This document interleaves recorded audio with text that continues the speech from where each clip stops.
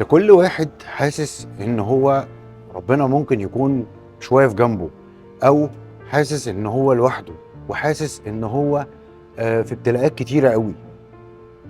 تعال اقول لك قصه سيدنا محمد عليه افضل الصلاه والسلام لما ربنا سابه 6 شهور بحالهم. هكلمكم النهارده عن سوره الضحى، السوره اللي نزلت لسيدنا محمد صلى الله عليه وسلم عشان خاطر تراضيه وتجبره بعد ما قعد 6 شهور وهو ما بينزلش عليه الوحي. يلا بينا نبدأ الرحلة الجميلة. في بداية الدعوة بتاعت سيدنا محمد صلى الله عليه وسلم كان فترة صعبة، لأن في ناس كانت بتصدقه وفي ناس كانت بتكذبه، وطبعا كان من أهله وأصحابه. ففي الفترة اللي انقطع فيها عنه الوحي لمدة 6 شهور جت الشامتة لعنة الله عليها امرأة أبو لهب وقالت له: يا محمد أين شيطانك؟ انتوا عارفين كانت بتتكلم عن مين؟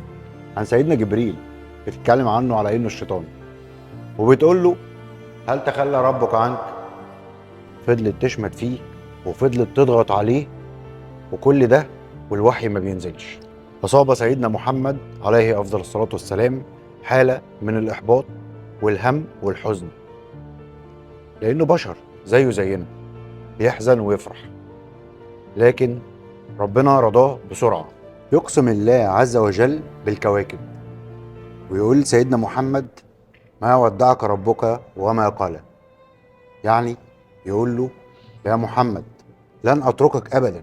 وبيفكروا إن الحياة الآخرة هي خير ليك من هذه الحياة. وبعدين قال له: ولسوف يعطيك ربك فترضى. انتوا عارفين ايه اللي يرضي سيدنا محمد؟ ان كل امته يدخلوا الجنة.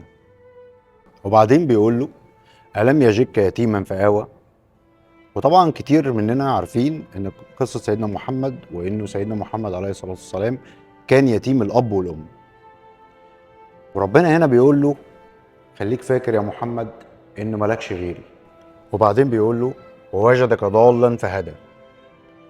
وهنا ليها اكتر من تفسير، ولكن افضل تفسير يليق بسيدنا محمد صلى الله عليه وسلم انه كأنه شجرة كانت في الصحراء لوحدها وهدى الناس إليها.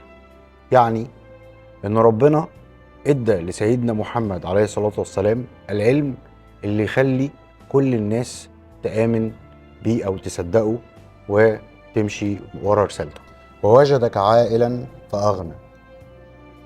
تخيل هنا لما كل واحد مننا بيعول أسرة بيبقى شايل الهم ليل ونهار وما بينامش الليل.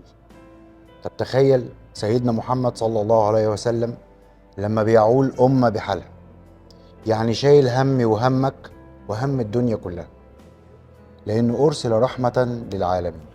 ولما قال له فأغنى، يعني أغناه بالعلم اللي ينفع بيه أمة سيدنا محمد صلى الله عليه وسلم ويدخلهم الجنة. الصورة دي رسالة ليكم. افتكر كم مرة فيها ربنا نجاكم، افتكر قد ايه نعمه عليك، واما بنعمة ربك فحدث. سلام عليكم.